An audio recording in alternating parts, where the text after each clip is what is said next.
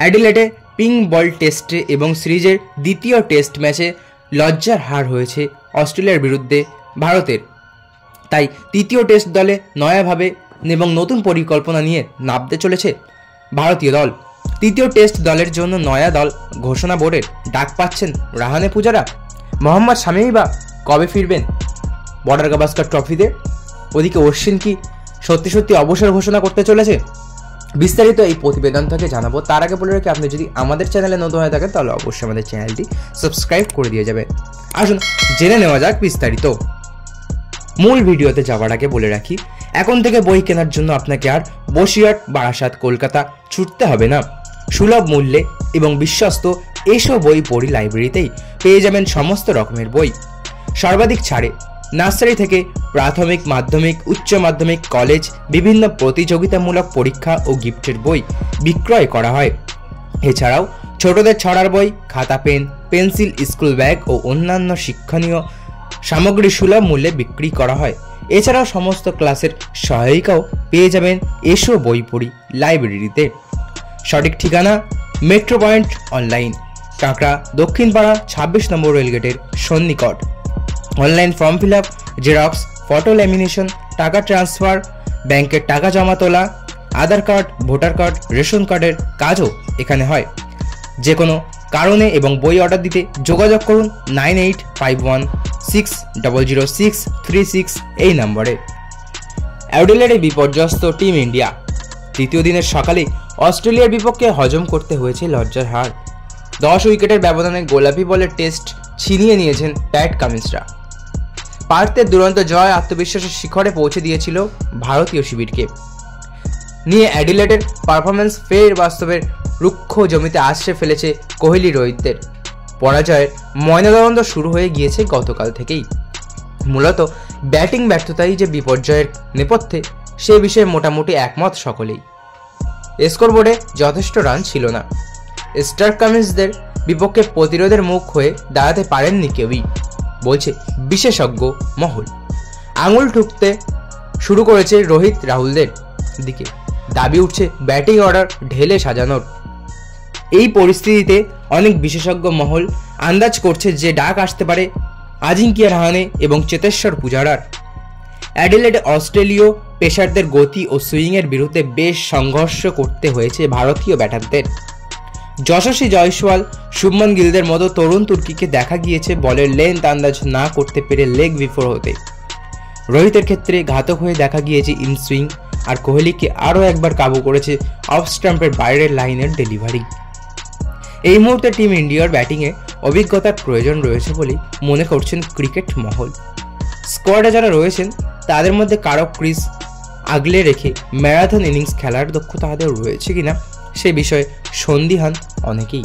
ফলে বিসিসিআইয়ের বাতিলের খাতায় নাম লেখানো রাহানে ও পূজারাকে আবার ফিরিয়ে আনার পক্ষে বাড়ছে জনমত।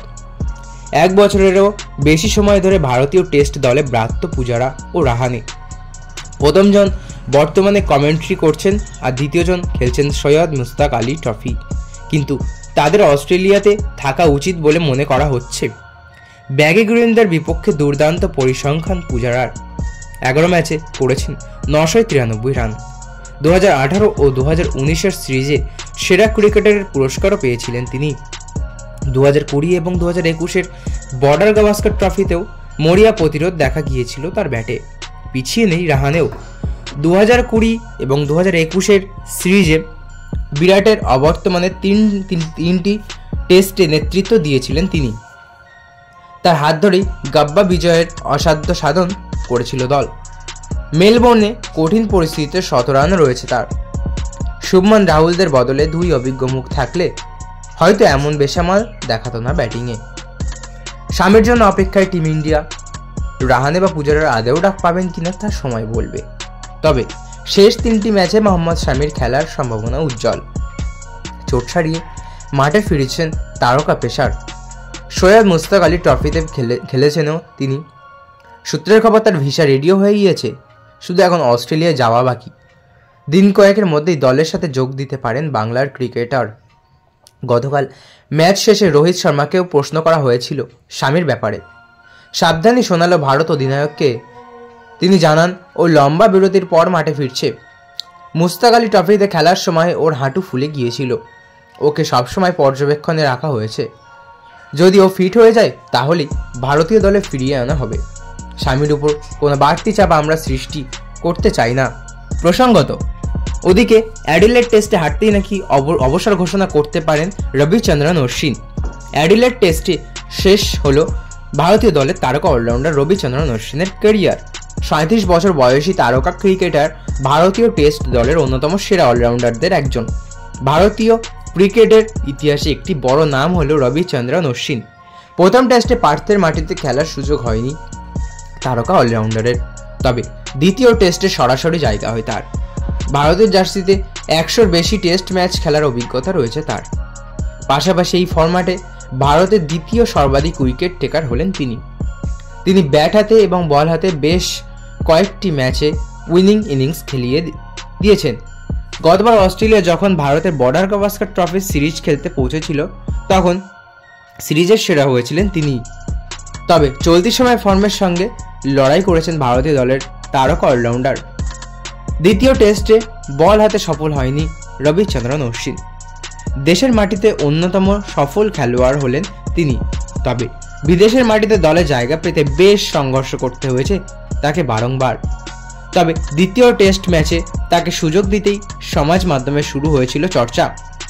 বর্ডার গাভাস্কর ট্রফি শুরু হওয়ার আগেই সমাজ মাধ্যমে গুজব ছড়িয়েছিল যে ভারতীয় দলের 4 জন সিনিয়র তারকাদের বিরাট কোহলি, রোহিত শর্মা, রবিচন্দ্রন অশ্বিন এবং রবিচন্দ্রন অশ্বিন অস্ট্রেলিয়া সফরের পর ছাঁটাই করা হবে। যদিও প্রথম ম্যাচে বিরাট কোহলি সাইড সেভে রেখে দিয়েছেন নিজেকে। প্রথম ম্যাচের 17 রান জুড়ে দিয়ে আপাতত দলে নিজের পরিস্থিতি বুঝিয়ে দিয়েছেন কোহলি। তবে দ্বিতীয় টেস্টে ক্যাপ্টেন রোহিত শর্মা ফিরে আসলেও ব্যাট হাতে চূড়ান্তভাবে ব্যর্থ হয়েছেন তিনি ওপেনিংয়ের স্লট ছেড়ে দিয়েছেন KL রাহুলের হাতে। তিনি মিডল অর্ডারে নামলেও তিনি ব্যর্থ। তাছাড়া অলরাউন্ডার তারকা রবিচন্দ্রন অশ্বিন হাতে এবং বল হাতেও দ্বিতীয় টেস্টে আহামরি কিছু প্রদর্শন দেখাতে পারেননি। গত মাসে ভারতের মাটিতেও নিউজিল্যান্ডের বিরুদ্ধে টেস্ট সিরিজে রবিচন্দ্রন অশ্বিনের উপর উঠেছিল প্রশ্ন। অস্ট্রেলিয়ার বিরুদ্ধে প্রথম টেস্টে দলে এন্ট্রি নিয়েছেন ওয়াশিংটন সুন্দর। ব্যাট ও বল হাতে দুর্দান্ত প্রদর্শন দেখাচ্ছেন তিনি। এমনকি টিম ম্যানেজমেন্টের ধীরে ধীরে পছন্দের পাত্র হয়ে উঠছেন তিনি। অস্ট্রেলিয়ার বিরুদ্ধে প্রথম টেস্ট ম্যাচে ভারতীয় দলে তিনি জায়গা করে নিয়েছিলেন অশ্বিন জাদেজার আগে। টেস্ট ক্রিকেট থেকে বিদায় নেবেন অশ্বিন।